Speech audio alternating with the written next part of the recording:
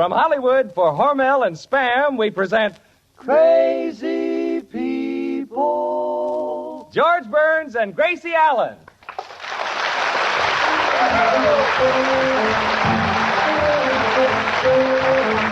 Spam, rebop, boom, spam. George Burns and Gracie Allen on the show when his orchestra for singing glee. We're the Smoothies Three. Last but not least, with Bud Heaston.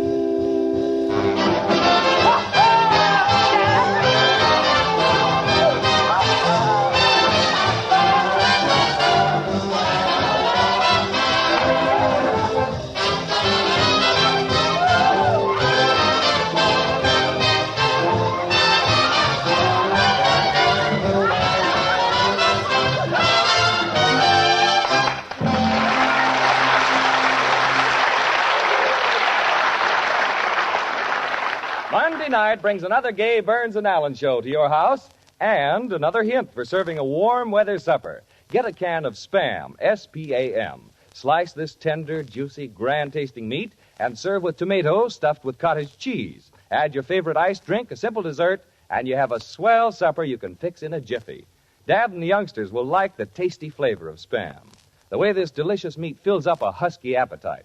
That's the easy shortcut to summer meals. Let Spam, a Hormel product, do the work.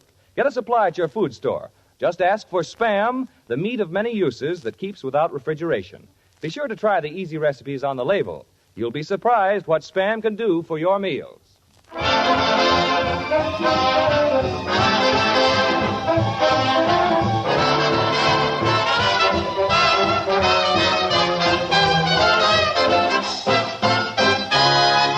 Time now to present the stars of our show, and here they are, those two Spam-happy people, George and Gracie.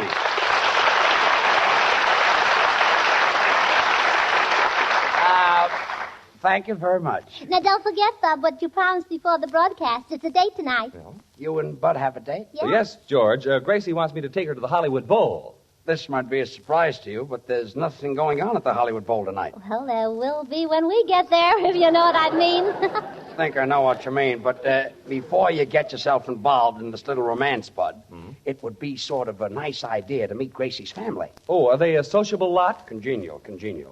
I met her brother, the dentist, and I said hello, and he nicely pulled out 14 of my teeth. From which pocket, George? The inside pocket, some family. Oh, yeah, but you should see my uncle's family. 17 in one room, and yesterday... 17 people in one room? Yes. How do they live? They take in boarders. Guess that's better than walking around in the hot sun. By the way, George, how did you and Gracie enjoy the kiddie party you went to last week, given in honor of baby Sandy? It was terrific. All the grown-ups got into kitty costumes, and all night long, baby Sandy sat in the corner. Well, George, I saw what she wore. She sat in three corners.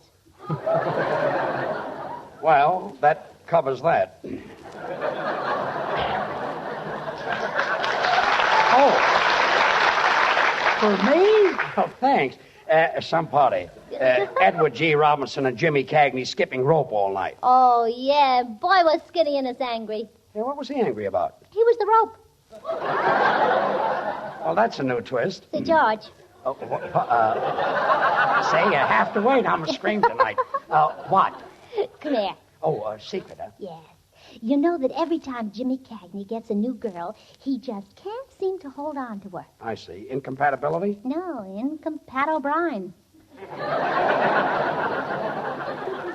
Gracie, stop whispering, and I'm not going to any more of these boring kiddie parties. Well, what about the dart game? Now, wasn't that a lot of fun? Yeah, whoever would hit the bullseye got to kiss Dorothy Lamour. I not only didn't hit the bullseye, I missed the target altogether. Well, George, instead of a dart, you should have used a can of Spam. Spam? You know, cold or hot, Spam hits the spot. Oh, yeah. Oh, George, Dorothy Lamour was there? That's right, Bud. You know, I went out with her once. Really? Yeah, I took her out one night, and we went home and sat in the parlor, and I read poetry to her, and all of a sudden she turned out the light. Well, what happened? I turned it back on. I can't read in the dark. I see. You know, there's one thing I can't understand, Bud. At the party, the master of ceremonies introduced everybody to do something. And when it got to me, he forgot my name. Don't worry about it, Harry. Harry. My name happens to be George. Oh, pardon me? I keep thinking it's Tuesday. Well, it might interest you to know that at the party, I had an offer to make a picture from a gentleman named Joe Pasternak. Joe Pasternak? Who's that? Who's that? Yeah. He only happens to be the producer who's responsible for the success of the Anna Durbin and Gloria Jean. He started in the picture business with shorts, and in no time he came through. Wore out the shorts, huh?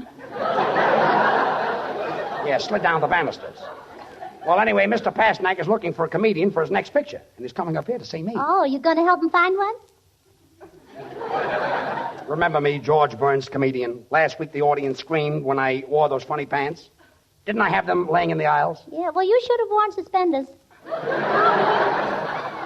Artie Shaw, you were here last week. How were those laughs? Great, George. About 106, weren't they? 107. 107, huh? Yeah, you got one, too. Oh, yeah, well, leave it to the boys. Boys, didn't I get a lot of laughs last week? Well, fellas, didn't I? Oh, sure. Thanks, boys. Sí, cómo no. Tú eres muy chistoso. Yo me muero de risa cada vez que dices un chiste. Guitar player, Senor Lee, what is it? Senor Burns, to me, you are a very funny man. Well, thanks. When you tell jokes, you tickle me punk. You tickle me, punk? That's wrong. Perdóname. You tickle me, punk. Yeah.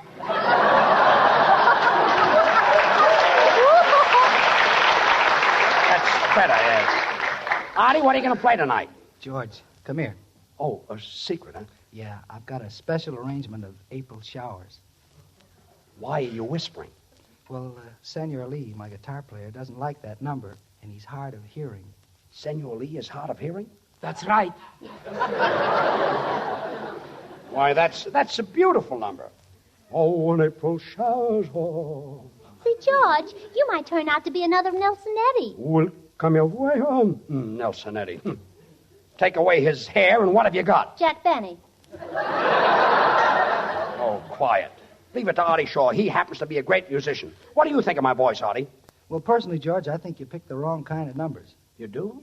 Yeah, you should sing Home on the Range. Home on the Range? Yeah, and then Turn on the Gas. You'll have to go a long way to find a better singer than I am. From there to here is far. You're a better singer than I am? You really think so? I don't believe you can sing at all. I will do a number for you now that will kill you to pieces. Well, all right, kill me to pieces. Let's hear it. When April showers fall. Oh, that's enough. That's enough.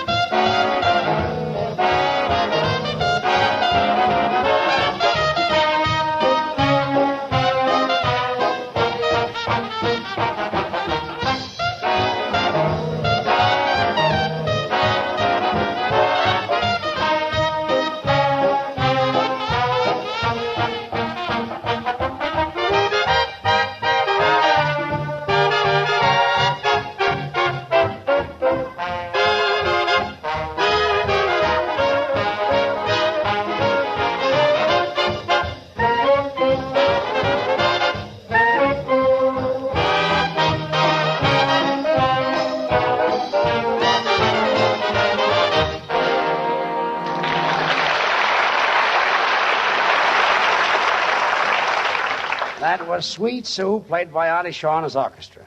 And Artie, you're not only a swell musician, but you're a nice guy. Thanks, George, and you're a nice guy. And you're easy to get along with. You're easy to get along with, too. And, confidentially, you've got a lot of talent.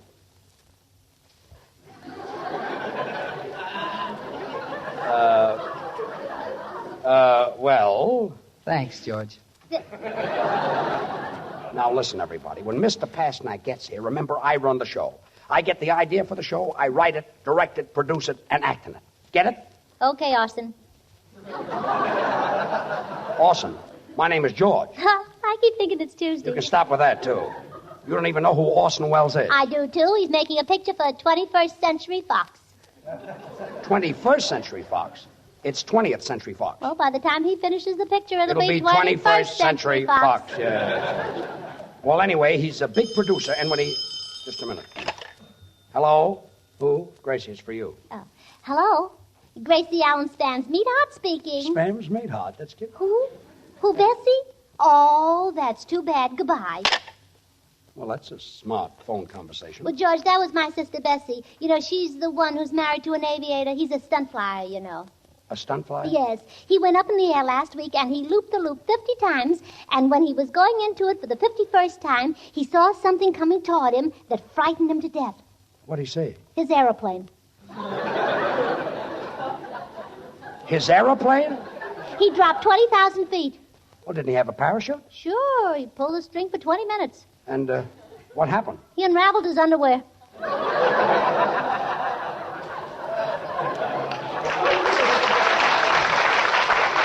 He unraveled his underwear. I wonder what's keeping that producer. Let me see. When he comes, what can I do to impress him? First, I'll get the orchestra to give me a terrific fanfare. Then I can do those Bob Hope type of jokes. Senor Burns, why don't you tell a griddle? A griddle? I know some very funny griddles. Well, let's hear the funny griddle. This is a very hard one to guess. Griddle. What's the difference between? Between what? Stuck, eh? Some griddle. Bud, when Mr. Pasternak comes in, I want to make an impression on him. So will you tell him something nice about me? Well, certainly, George. I'll tell him about the salaries you pay everybody. Do you think that'll impress him? Well, sure, it's the little things that count.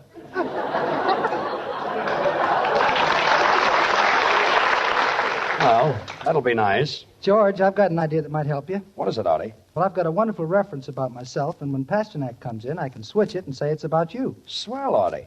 Listen to it.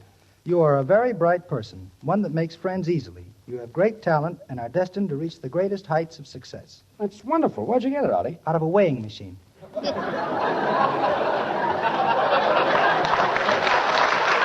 Well, that's a great help. Oh, George, I think you're silly. You don't need any help. When he comes in, just act natural. Just get up and tell a few jokes and sing a few songs. Let him see the real you. All right, so you won't get the job. Now, stop helping. I know what I'll do. I'll tell him a few of my ideas. I'll impress him with my brain. Sure, it's the little things that count. I think I've got it. Hey, sound man, 4 years in Harvard. Come here. Mr. Burns, just a moment. I'm reading the Encyclopedia Britannica. Would you mind turning to the last page? Why? I want to see who gets the girl. Oh, quiet. Sound man, come here. Look, I need a high-class introduction. And I know that you've had an education. In what language do you want this introduction? I know Esperanto, Arabian, Sanskrit, Phoenician, Latin... Do you know any Greek? Only Pakyakakis. Look, I want a flowery introduction in high-class English. Get the point? Mr. Burns, I believe I have formulated in my mind an introduction befitting one of your position in radio. Well, give out. Let's hear it. Listen. Ladies and gentlemen, when you introduce a great playwright, you don't say William Shakespeare, you say Shakespeare. When you introduce a great actress, you don't say Greta Garbo, you say Garbo. The same is true in the field of comedy. Tonight, ladies and gentlemen, it gives me great pleasure to introduce George Burns. Well,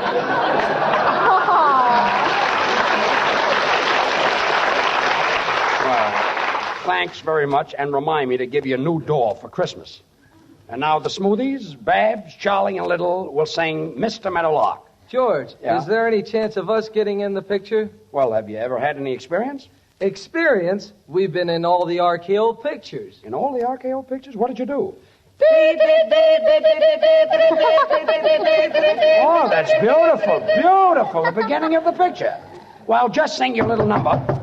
Wait a minute. This is probably Mr. Pasternak. Come in.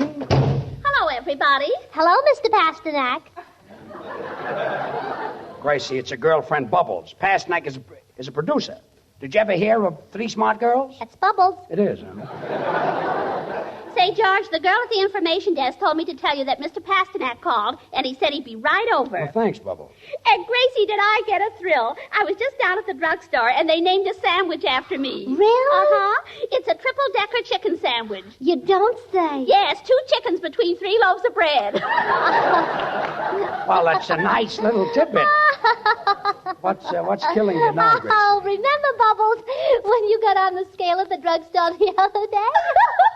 Yes, and the scale was broken and it only registered 60 pounds. And one kid turned to the other. He said, "Look, Jimmy, she's hollow."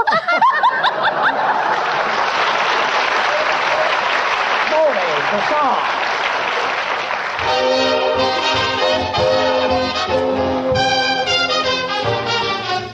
Mr. Meadowlark, we got an awful lot of serenading to do. Mr. Meadowlark, I'm just a city slicker and I'm counting on you. She's got a country guy who whistles, my whistle is thin. So when I begin, that's where you come in. Mr. Meadowlark, if you should come again to when I'm kissing my chick, needless to remark, I hope you'll have the decency to exit but quick. If Mrs. M thinks you're outstepping, I'll make it all right. Mr. Meadowlark, meet me in the dark tonight. In the city, I'm a loving guy, but in the country, I don't know why. I'm sitting there feeling blue as can be, looking at him. I'm sitting there looking, my mind's a cooking, sitting there looking, my mind's a cooking. So I says to him, "Now look, little bird, I'm going to tell you something that you never have heard." Oh, Mr. Meadowlark, we've got an awful lot of serenading to do. We have Mr. Meadowlark, I'm just a city slicker and I'm counting on you, on you. She's got a country guy who whistles, my whistle is thin. So when I begin, that's where you come in.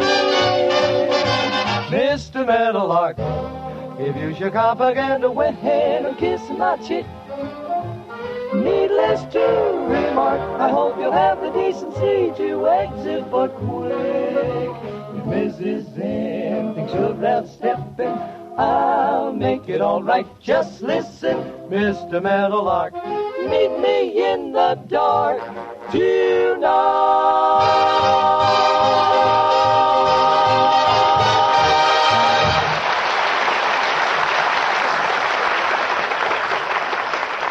Friends, Spam keeps without refrigeration, and we... Bud, Yes, Gracie? say that again.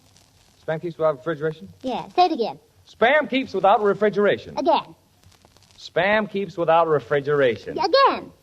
Spam keeps without refrigeration. Say, what is this? I've already said it 5 times. Yeah, I know, but I like to watch you say it. You like to watch me say it? Why? Well, it's so cute the way it makes your Adam's apple go up and down.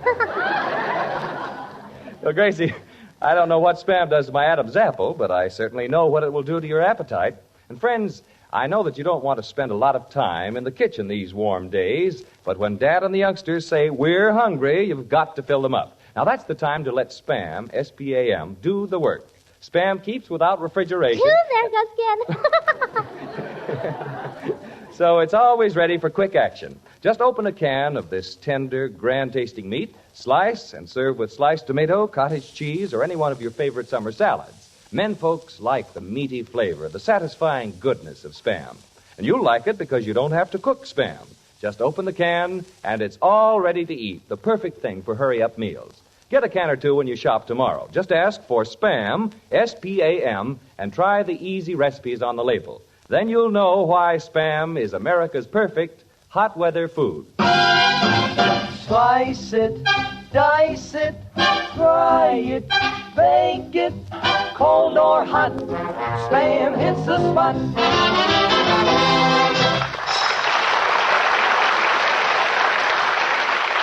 Smoothies, that was a grand job with Mr. Meadowlark. You know, I love to listen to harmony. Now, I used to be with a quartet. Oh, pardon me. You know, Gracie, when you sneeze the other way. I don't know any other way. You know, I used to sing with the Pee Wee Quartet, and I was. Now, this might be Joe Pasternak. Now, remember, everybody, I'm your boss. So on your toes, I want to impress him. Come in. Oh, Mr. Pasternak.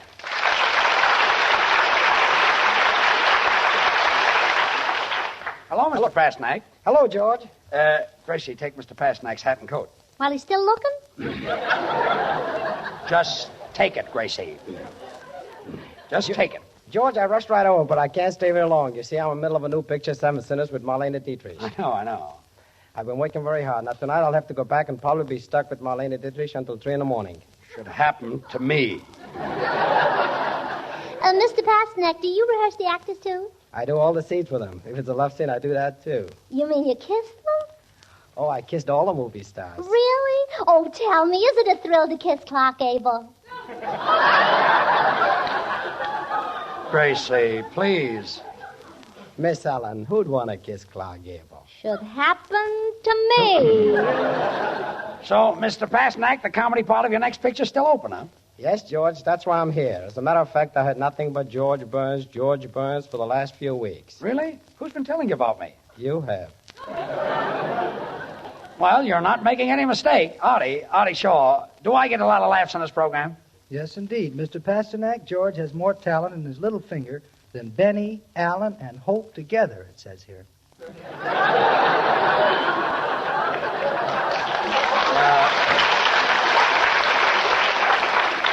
Mr. Pasternak, wasn't that a funny line that Artie Shaw just pulled? I wrote that joke. It says here. Quiet. Senor Pasternak, Mr. Burns has a large talent. Listening to him sing has learned me a lot. Lee, it isn't learned you. It's taught you. Sí, gracias. Senor Pasternak, listening to Mr. Burns sing, it's torture. Well, that's much better. Well, anyway, Mr. Pasternak, I'm not that I need the money, but I'd love to make a picture for you. I was on the Universal lot before. I got a big kick out of it. Oh, yes, he got a big kick out of Paramount, and he got a kick out of RKO, and he got a kick out of MGM. Quiet. Oh, I can go on like this for years. Mr. Pasternak, what's the plot of the picture? Well, George, you know, it's a typical Hollywood story. Boy meets girl, girl meets boy, girl meets girl, boy meets boy. They meet at 8 o'clock, they meet again at 10. Sounds like a lot of meat. I put a lot of meat in there because I know this was a spam program. Well, it's really nice of you to mention spam, Mr. Pasternak. George, I'm no fool. If the picture business blows over, I might try radio. Oh, well, what would you do in radio? When April showers Oh, I see. You too, huh? Let me out of here. Let me out of here. 4 years in Harvard. Sound man, what's bothering you now? Joe Pasternak, picture producer who has a voice like Donald Duck with a bad cold, is a guest star on this program. Mr. Burns, whose voice sounds like ripping a rag, is the star of this program. I won the Nobel Prize for diction. And this is what I do for a living. Mr. Pasternak, didn't you come up here to sign a fellow up for a comedy role in the picture? Okay, George, I'm ready. Well, let me take you into the control room, and then you can hear those big laughs. I get much better. Come on, Mr. Pasternak. Now, listen, everybody. George really wants this job, and for once, I think we ought to help him. Sure, I do, too. Now, I've heard him rehearsing those jokes he's going to tell, and he needs plenty of help. But I've got an idea. Bubbles. Yes, Gracie? You stand back of George, and when he gets to the finish of each joke, you dance a rumba. But, Gracie, I weigh 350 pounds. When I start to shake, people will laugh. That's the idea. Well, I got it. That's wonderful, Gracie. Pasternak will think they're laughing at George. George will get the job. And we'll all live happily ever after. Well, here comes George now. Yeah, well, now get ready to rumba, Bubble. Okay. Well, he's in there. Now for some funny stuff. Well, good evening, folks. On my way to the studio tonight, I dropped into a department store, and I said to the floor walker, I want to ask the sales girl on the 5th floor for a date. How do I get up there? And he said, escalator. And I said, Escalate or nothing, I'll esca right now. Oh,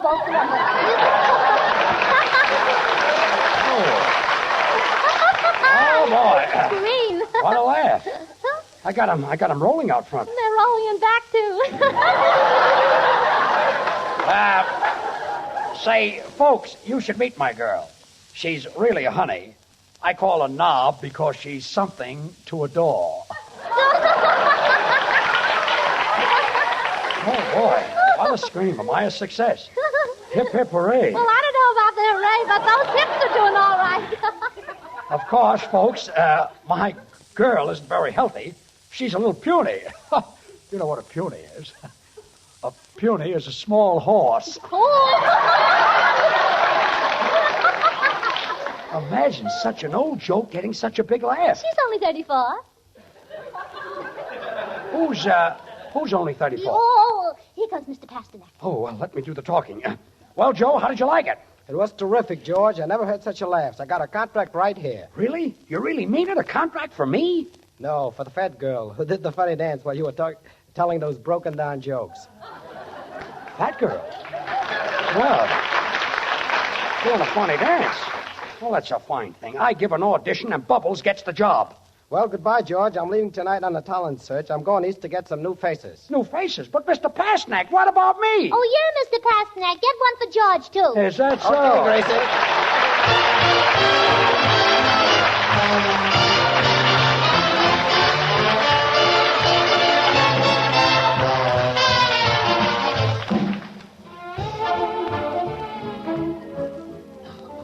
Before George and Gracie say goodnight, they asked me to suggest that you try Spam tomorrow. Just open a can of this delicious meat. It's all ready to eat. Slice and serve in Spamwiches or with your favorite summer salad. You'll find everybody in your house likes the meaty flavor, the lip-smacking goodness of Spam. Get a can or two at your food dealers. Try the easy recipes on the label. You'll discover that with Spam, you save kitchen time and serve wholesome food. Well, Gracie, say goodnight. Oh, wait. I promised to say goodnight to the detail wheat millers who are holding their convention in St. Paul. The detail meat dealers? Yes. You mean the retail meat dealers? Well, it doesn't make a difference. No, far be me from it. Good night, folks. Good night.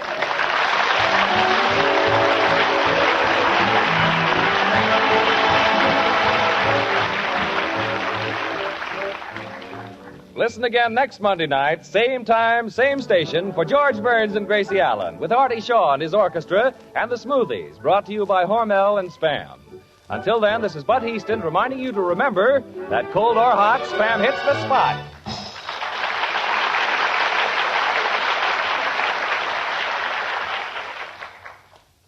Have you tried Hormel chili con carne? You may think you don't like chili, but chili con carne, the way Hormel makes it, is different, and everybody likes it.